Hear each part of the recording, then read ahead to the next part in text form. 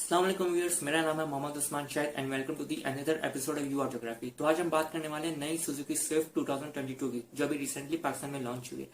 ये गाड़ी मार्च 2022 में पाकिस्तान में ऑफिशियली लॉन्च कर दी गई थी, लेकिन जब ये गाड़ी लॉन्च हुई थी तो उसी दौरान सिविक 2022 लॉन्च हुई थी और सारी अटेंशन होंडा वाले ले गए थे। तो इस गाड़ी को जो है वो इतनी अटेंशन नहीं मिली थी, कस्टमर्स ने इतनी अटेंशन नहीं दी थी, तो सारी जो है वो अटेंशन होंडा वाले ले गए थे और सिविक पे पूरा फोकस चले गया था। लेकिन जब अब ये गाड़ी लोगों को मिलना शुरू हुई है तो अब इस गाड़ी को अच्छी लेवल ऑफ एप्रिसिएशन मिल रही है और इस गाड़ी को अच्छी मार्केटिंग मिल रही है और अच्छी जो है वो,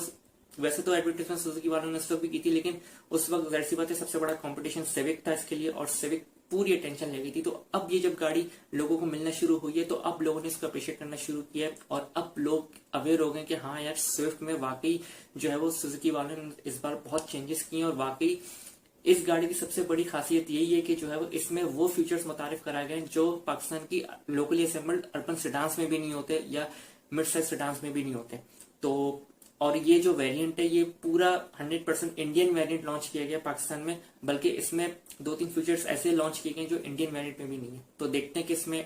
इसके एक्सटीरियर और इंटीरियर में क्या क्या सुजुकी वालों ने नए चेंजेस इंट्रोड्यूस किया। अगर हम गाड़ी के एक्सटीरियर की बात करें तो गाड़ी के एक्सटीरियर में जो सबसे पहली चीज़ हमें देखने को मिलती है वो मिलती है इसकी रेयर वाइपर्स। इस बार सुजुकी वालों ने सबसे पहली बार किसी लोकली मैन्युफैक्चर्ड गाड़ी में रेयर वाइपर्स दिए, जो कि बहुत अच्छी बात है। इससे पहले हमें रेयर वाइपर्स सिर्फ इंपोर्टेड गाड़ी में देखने को मिलते थे, लोकली मैन्युफैक्चर्ड गाड़ी में देखने को नहीं मिलते थे, जो कि बहुत अच्छी बात है। अब लोकली मैन्युफैक्चर्ड गाड़ियों में भी रेयर वाइपर्स आ रहे हैं जो कि सुजुकी ने इंट्रोड्यूस करा है। उसके बाद फिर जो है वो इसमें हमें पार्किंग सेंसर्स देखने को मिलते हैं। पार्किंग सेंसर्स भी हमें ज़्यादातर सिविक, करोला और जो बाकी प्रीमियम लेवल गाड़ी हैं उसमें देखने को मिलते हैं, लेकिन सुजुकी स्विफ्ट में भी इस बार हमें पार्किंग सेंसर्स देखने को मिलेंगे। उसके बाद इसमें एडजस्टेबल हेडलाइट्स हैं, लेकिन आप उसको जो है वो सिर्फ मैनुअली एडजस्ट कर सकते हैं। उसके बाद इसमें फॉग लाइट्स हैं, DRLs हैं,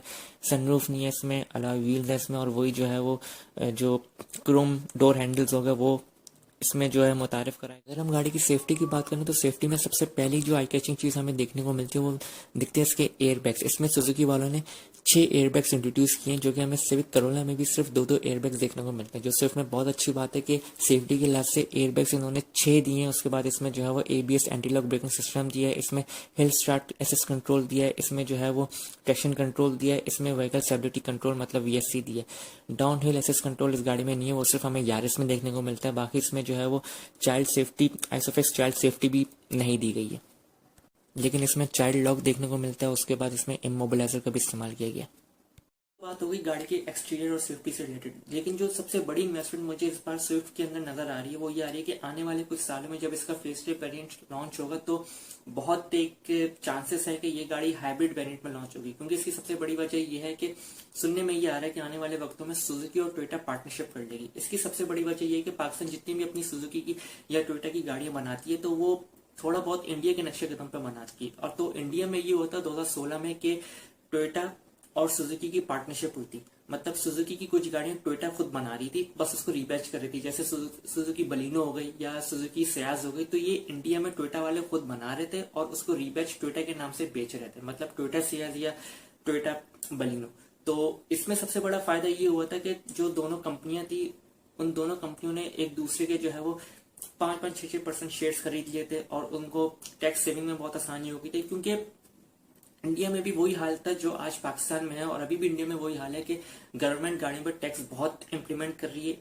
इन दी फॉर्म ऑफ FED और दूसरे भी एडिशनल टैक्स हो गए, टैक्स के ऊपर टैक्स हो गए, तो जिसकी वजह से गाड़ी बहुत महंगी हो रही है। तो इंडिया में एक कंज्यूमर टोयोटा की गाड़ी सही तरीके से अफोर्ड नहीं कर पा रहा था, इसी वजह से टोयोटा अपनी जो इकोनॉमिकल कार्स हैं जो इंडिया में मशहूर है, मारुति जो बलिनो हो गई या मारुति ये जो स्विफ्ट हो गई या कल्टस हो गई, जिसको हम जो है वो सिलेरियो के नाम से भी जानते हैं जो इंडिया में, तो वो टोयोटा वाले अपने अंडर लेना चाह रहे थे और काफी हद तक उन्होंने कोशिश भी की और कामयाब भी हुए इसमें। तो यही नक्शे कदम पाकिस्तान अपना रहे और आने वाले वक्तों में ये बहुत बड़ा चांस बन सकता है कि सुजुकी स्विफ्ट जो है वो हाइब्रिड वेरिएंट में लॉन्च होगी, क्योंकि अगर पाकिस्तान में सुजुकी और टोयोटा की पार्टनरशिप हो गई तो आने वाले वक्तों में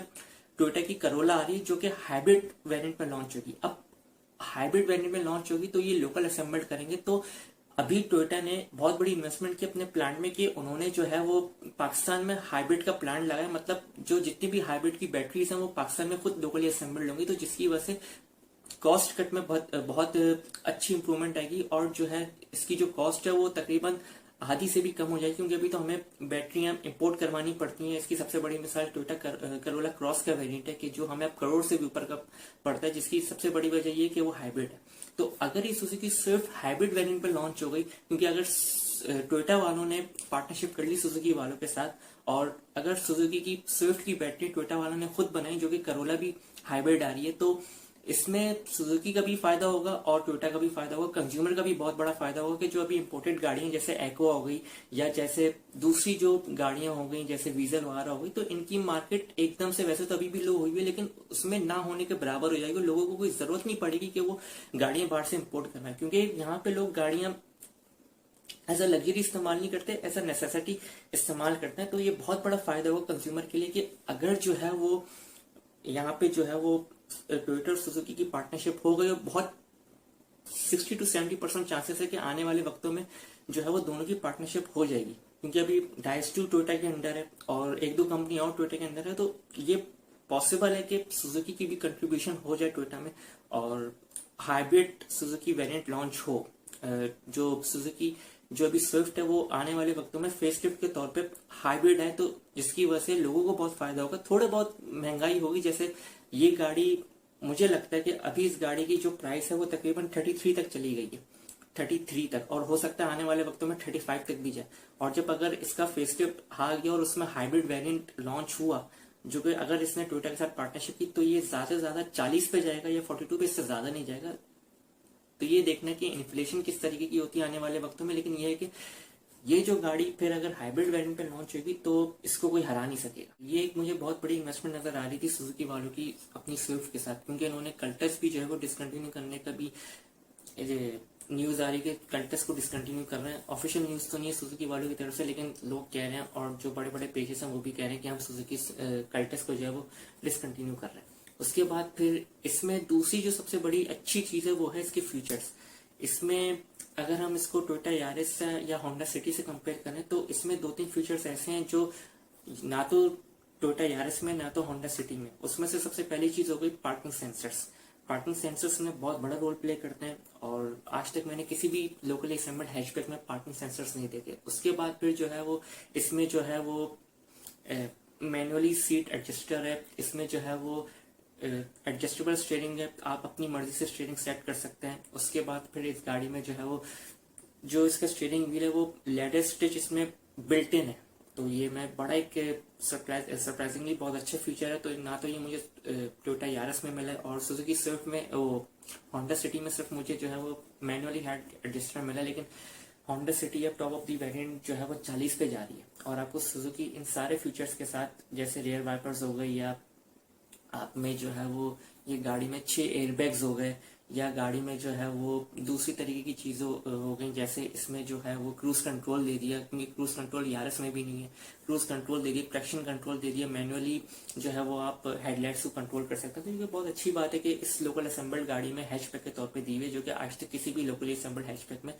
किसी भी कंपनी ने नहीं दी। तो इस वजह से ये गाड़ी को बहुत अच्छा उठाती है और इसमें ये जो है वो बहुत आसानी से, भले वो टोयोटा यारिस हो या होंडा सिटी हो, दोनों को आराम से जो है वो कॉम्पीट कर सकती है, क्योंकि हैचबैक भी लोग ज्यादातर पसंद करते हैं। और सेडान का ये है कि ज्यादातर सेडान जो है वो ऐसे इस्तेमाल होती है कि लोग उसको लग्जरी पर्पस के लिए इस्तेमाल करते हैं, लेकिन इस बार सुजुकी स्विफ्ट भी जो है वो कैपेसिटी वाइज बहुत अच्छी दी गई। बस ये है कि हैचबैक है तो आप इसको प्रीमियम हैचबैक के तौर पे इस्तेमाल कर सकते हैं। मुझे ये गाड़ी बहुत पसंद आई है, क्योंकि सबसे बड़ी बात ये है कि मैं एज अ यूथ, मुझे फीचर्स का शौक है कि गाड़ी में अच्छे फीचर्स होने चाहिए। तो इसमें फीचर्स भी है, टेक्नोलॉजी भी सुजुकी वालों ने अच्छी इसमें इंट्रोड्यूस कराई है। इसमें 1200 सीसी का इंजन आता है जो कि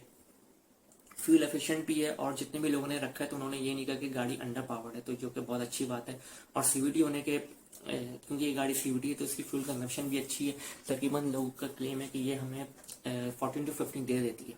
तो अगर ये हाइब्रिड हो जाए, जाहिर सी बात है हम इसको एक्वा से कंपेयर नहीं कर सकते, लेकिन फिर भी अगर ये हाइब्रिड हो जाए तो इसको कोई हरा नहीं सकेगा, क्योंकि सबसे पहली बात ये लोकली असेंबल्ड और स्विफ्ट की गुडविल है पाकिस्तान में।